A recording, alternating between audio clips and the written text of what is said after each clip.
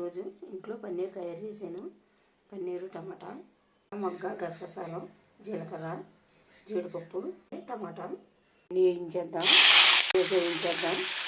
2 పచ్చిమిరపకాయలు, 4 కొబ్బరి ముక్కలు, ధనియాల పొడి, వెల్లుల్లి పేస్టు, ఉప్పు, కారం, పసుపు అన్నీ కలిపేసి కొంచెం చల్లారిన తర్వాత మిక్సీ పట్టేసుకుందాం.